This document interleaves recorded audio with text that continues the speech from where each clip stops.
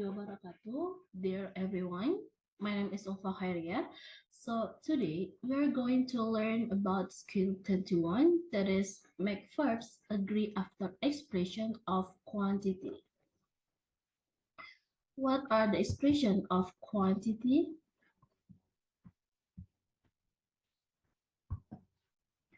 Oke, jadi berikut ini adalah beberapa ekspresi yang ada dalam quantity. Quantity. Seperti all yang berarti semua, most itu artinya kebanyakan atau sebagian besar, dan some yang artinya beberapa, lalu half itu sebagian atau setengah. Jadi apabila expression quantity ini diikuti oleh of, preposition of, maka dia diikuti oleh objek. Objeknya itu bisa terbagi atas dua, yaitu singular atau plural nouns, atau dia bisa memakai countable atau uncountable nouns. Jadi setelah diikuti oleh preposition of, maka objeknya itu bisa berbentuk singular atau plural maupun countable atau uncountable nouns. Seperti in this situation, the subject can be singular or plural depending on what follows the preposition of. Maksudnya di sini adalah jadi jika all, most, some, half atau yang kita kenal dengan quantity word ini berfungsi sebagai subjek. Subjek ya, dia berfungsi sebagai subjek yang diikuti oleh preposition of, maka verbnya itu menyesuaikan apa yang ada di dalam objeknya. That's why we can call that when an expression of the quantity is the subject and then the verb agrees with the object. Jadi ketika quantity ini berfungsi sebagai subjek, maka verb itu mengikuti apa yang ada di dalam objek. Bisa menjadi verbnya itu, kalau misalnya objeknya singular, maka verbnya juga dalam bentuk singular.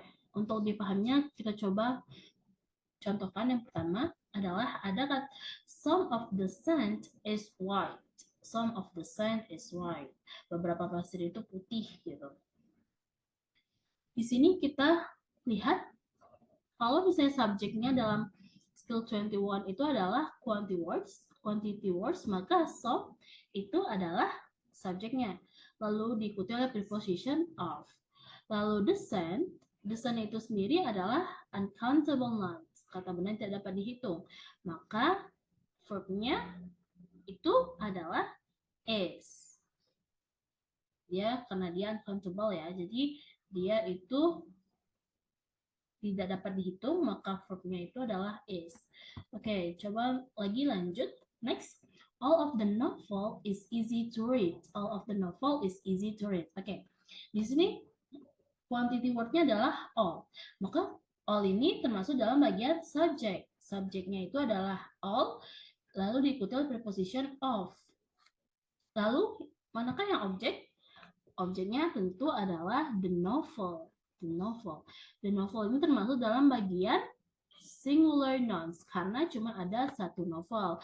Maksudnya satu novel ini adalah dia di sini bilang is easy to read. Maksudnya itu satu buah novel ini itu mudah untuk dibaca. Mungkin isi bagian dalam novelnya itu seperti chapternya atau tokohnya atau isi dalam ceritanya gitu. Karena dia singular noun, maka verbnya adalah is. Verbnya adalah is. Oke, lanjut. All of the novels are easy to read. Semua novel-novel itu mudah untuk dibaca. Di sini termasuk objeknya, subjeknya adalah all, diikuti oleh preposition of, lalu the novels ini adalah objeknya. Maka objeknya ini termasuk dalam bagian singular nouns, kata benda yang dia termasuk dalam bentuk plural nouns karena dia adalah kata benda yang jamak gitu. Karena di sini setelah novel itu diikuti oleh s. Jadi kalau diikuti oleh kata benda yang diikuti oleh s itu artinya dia jamak. Jadi banyak novelsnya.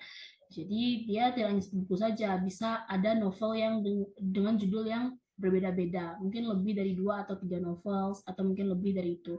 Maka verbnya adalah are, karena dia jamak. Plural nouns ya. All of the novels are easy to read. Oke. Untuk membuat kita lebih paham, ayo kita hari ini lakukan let's do exercise about skill 21. Di sini ada 10 exercise. Tentukan apakah dalam setiap kalimat ini correct atau incorrect gitu, atau correct atau incorrect dalam penggunaan quantity words-nya untuk mengenai skill 21. So that's all for today. That's all from my explanation. Okay, let's move to another skill. That is skill 23. Make verbs agree certain words. So before we start, so here are the certain words in English. For the example, any, anyone, any, every, nobody, somebody, and each atau every. Lanjut. So what is certain word?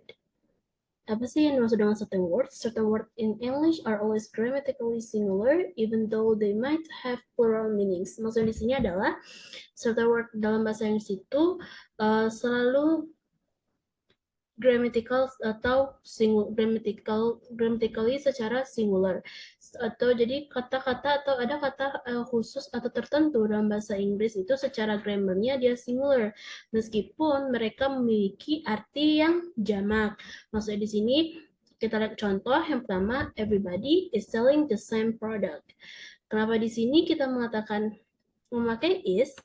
Meskipun everybody ini kita tahu bahwa semua orang itu bisa dikatakan memiliki banyak orang ya, jadi ada banyak orangnya, tetapi everybody ini termasuk dalam bagian certain words atau kata-kata tertentu tersebut.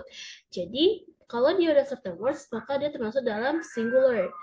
Kalau dia singular, maka verbnya atau to be-nya haruslah singular. Kalau to be-nya singular, maka di sini kita katakan is.